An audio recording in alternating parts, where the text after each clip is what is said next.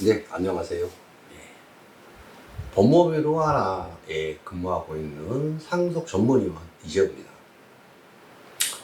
오늘은 지난 시간에 말씀드린 것처럼 자필위원장을 2번이나 작성했는데 실제로 무효 판결이 떨어진 사례에 대해서 말씀드리겠습니다. 자, 어떻게 작성을 하셨나면 2장입니다. 이게 2개. 이렇게. 모두 위원장이 2장이 나왔습니다. 위원장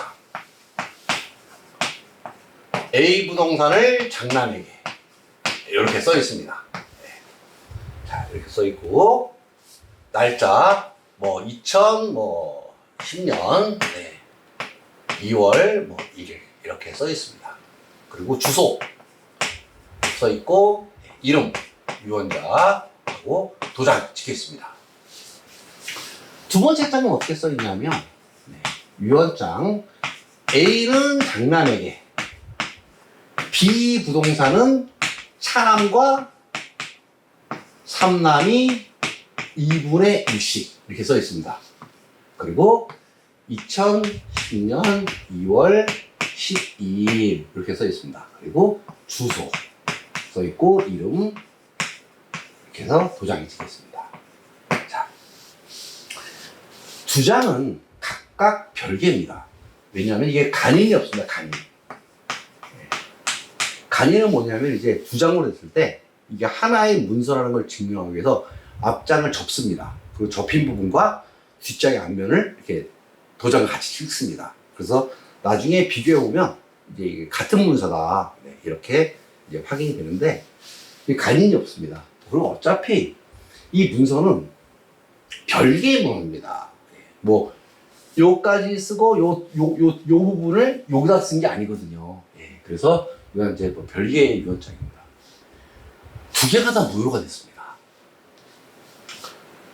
왜 그러냐면 이게 유언은 자필 위원장은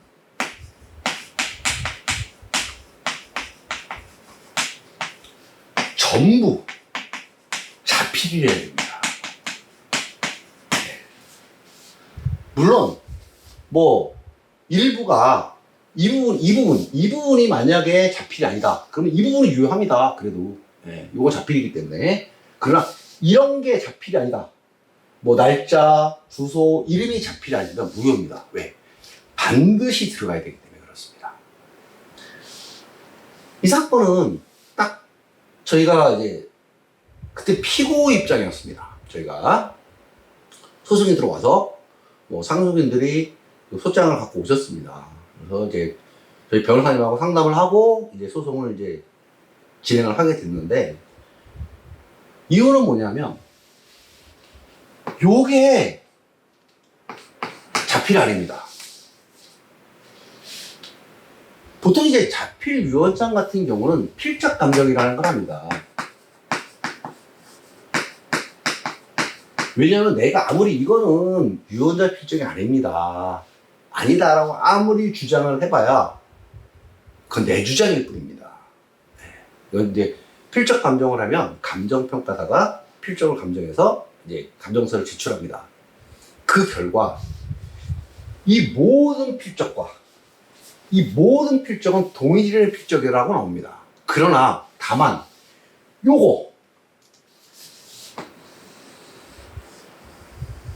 요거는 필적이 다르다고 나옵니다. 요게 타인이다. 타인이라고 안 하고 이 나머지 필적과 상이하다고 나옵니다.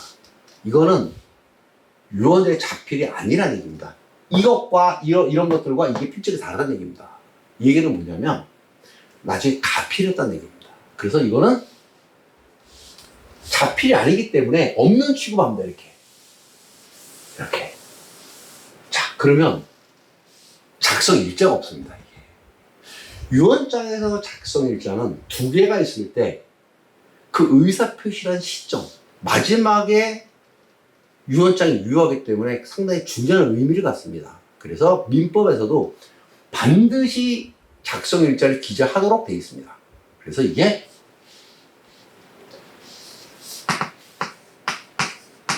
작성 일자의 누락 누락으로 네, 무효. 이렇게 법원에서 판단이 됐습니다. 네, 그래서 이거는 이렇게 날아갔습니다. 그럼 얘는 왜 그러냐? 얘는 무효됐습니다. 네. 장남 입장에서는 뭐 2남, 3남은 어쩔 수 없습니다. 네, 장남 입장에서는 이거를 유지하고 싶습니다. 왜? 장남은 이거를 받든 하나만 인정돼도 됩니다. 네. A 부동산을 받는 데는 병함이 없으니까요.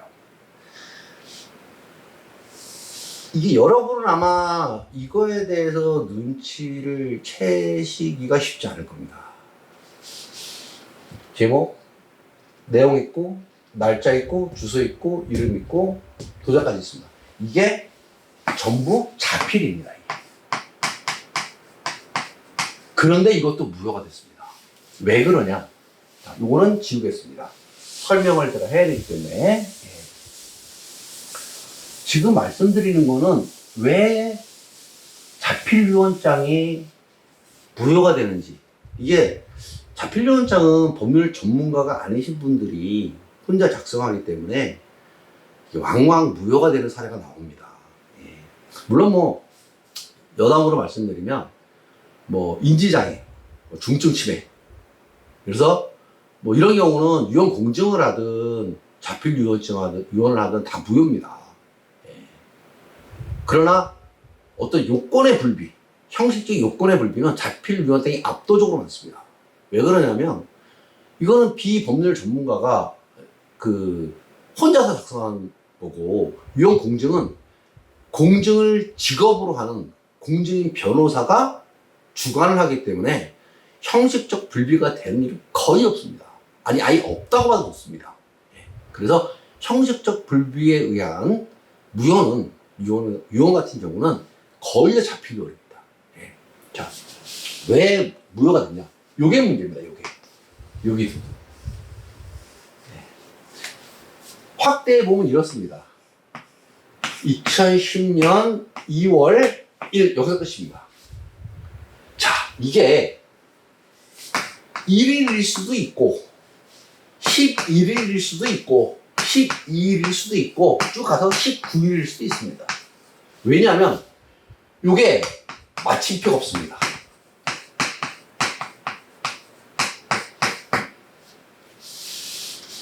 요게 점이 없어요. 점이. 만약에 2010년 뭐 2월 1일 이렇게 쓰면 문제가 없습니다. 이 딱 끝맺음을 했으니까. 여기에 점만 있었어도 이렇게. 그러면 2010년 2월 1일입니다. 근데 이게 없습니다. 이게. 그러다 보면 어떤 문제가 발생해요? 점이 없다 보니까 1일인지 10일인지 19일인지 이게 불명확합니다. 불명확.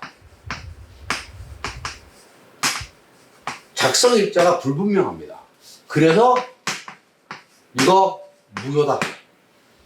이렇게 판결을 났습니다. 언뜻 보면 아니 무슨 일이지 이게 이렇게 주장할 수 있습니다.